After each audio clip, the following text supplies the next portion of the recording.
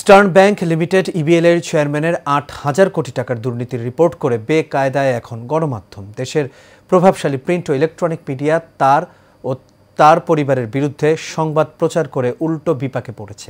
তার দুর্নীতির report delete করতে বা মুছে ফেলতে বাধ্য হচ্ছে সবাই।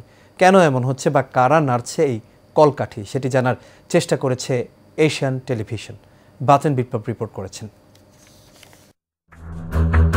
দুর্নীতিবাজরা কতটা শক্তিশালী হলে দেশের আইন শৃঙ্খলা, গণমাধ্যম সব পকেটে রাখে? সাধারণ মানুষের কি সেই ধারণা আছে? এই প্রশ্নের সরল উত্তর হচ্ছে 99.99% মানুষের সেই ধারণা নেই। হাজার হাজার কোটি টাকা লোপাট করেও বীর দর্পে গণমাধ্যম নিয়ন্ত্রণ করে যাচ্ছেন Shawkat Ali Chowdhury, eastern bank limited EBL এর চেয়ারম্যান, যার পরিবারের বিরুদ্ধে ৮,৪০৭ কোটি ৯১ লাখ ৮৩,০০০ কোটি টাকা লেনদেন এবং বিদেশে সম্পদ অর্জনের তথ্য পেয়েছে Bangladesh financial intelligence unit BFIU। এর প্রেক্ষিতে শওকত আলী ও তার পরিবারের দেশ ত্যাগে নিষেধাজ্ঞা এবং বিদেশি সম্পত্তি জব্দ করার আবেদন করেছে আইনজীবীরা। এই সংবাদটি গণমাধ্যমের কাছে কি গুরুত্ব পায়নি? অবশ্যই পেয়েছে, কিন্তু নিউজটি প্রচার করার সাহস পায়নি অধিকাংশ প্রিন্ট এবং ইলেকট্রনিক মিডিয়া।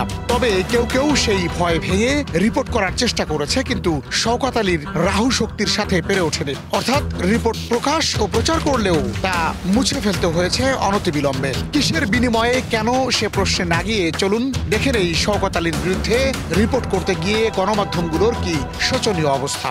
Case study ১। দেশের প্রভাবশালী স্যাটেলাইট টেলিভিশন দেশ টিভিতে ৮,০০০ কোটি টাকা উধাও করল ইবিএল এর চেয়ারম্যান শওকত শিরোনামে রিপোর্ট হয়। রিপোর্টটিতে একটু চোখ বুলিয়ে নিন। ৮,২০০ কোটি টাকা পাচারের অভিযোগ উঠেছে স্টার্ন ব্যাংকের চেয়ারম্যান শওকত আলী চৌধুরী ওরফে ডিস্কো শওকতের। দেশ টিভির ডিজিটালে দেখুন ডিস্কো শওকতের কুকৃতি। BFIU এর অনুসন্ধানে উঠে এসেছে চাঞ্চল্যকর তথ্য।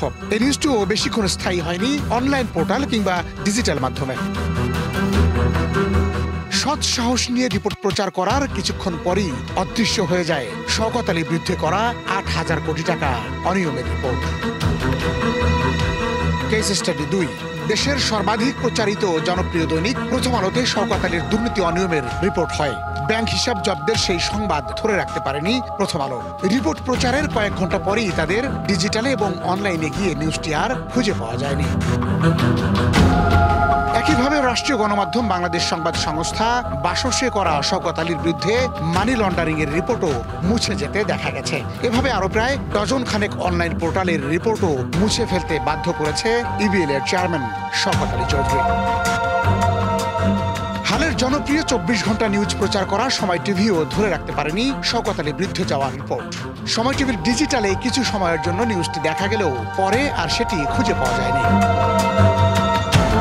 শওকত আলীর ক্যারিশমায় নিউজ ডিলিট করতে দেখা গেছে সিটি গ্রুপের এখন টিভিকেও। তারাও ফলাও করে শওকত আলীর অনিয়মের রিপোর্ট প্রচার করলেও শেষ পর্যন্ত টিকে থাকতে পারেনি।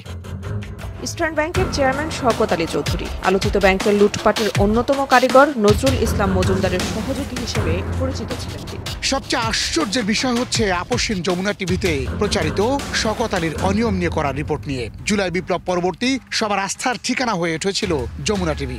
আপাত দৃষ্টিতে তাদেরই কঠোর হওয়ার কথা, কিন্তু শেষ পর্যন্ত যমুনা টিভি কর্তৃপক্ষ হার মেনেছে কোনো না কোনো ভাবে, কেননা তাদের কোনো মাধ্যমে আর নিউজটি খুঁজে পাওয়া যায়নি।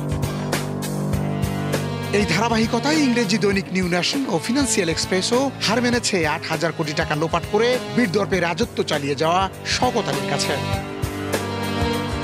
শওকত আলী ও তার পরিবারের বিরুদ্ধে সব অভিযোগ রাষ্ট্রীয় সর্বোচ্চ গোয়েন্দা সংস্থার অনুসন্ধানে উঠে এসেছে। তারপরও কেন তাকে ধরা হচ্ছে না, কেন তার কাছে অসহায় আত্মসমর্পণ করছে তাবৎ গণমাধ্যম, সেই প্রশ্ন বাংলা ভাষাভাষী সকল মানুষের কাছে। ইস্টার্ন ব্যাংক একটি পাবলিক লিমিটেড ব্যাংক হওয়ার পরও শওকত আলী চৌধুরী উক্ত ব্যাংকের ব্যবস্থাপনা পরিচালক আলী রেজা ইফতেখার ও প্রধান কমিউনিকেশনস ও এক্সটার্নাল অ্যাফেয়ার্স জিয়াউল করিমকে ব্যক্তিগত কাজে ব্যবহার করছেন বলে ব্যাংকের অভ্যন্তরীণ সূত্র নিশ্চিত করেছে। তিনি জনগণের টাকা ও ব্যাংকের প্রভাব খাটিয়ে নিজের অভিযোগ ধামা চাপা দিতে মাঠে নেমেছেন বলেও দুদকে একটি অভিযোগ জমা পড়েছে। চেয়ারম্যানের বিরুদ্ধে প্রচারিত সংবাদ সরিয়ে মোটা অঙ্কের টাকার বিনিময়ে ম্যানেজ, কোথাও কোথাও বিজ্ঞাপন প্রচার করে দফা রফা করছেন বলেও অভিযোগ চলমান। বাতেন বিপ্লব, এশিয়ান টেলিভিশন, ঢাকা।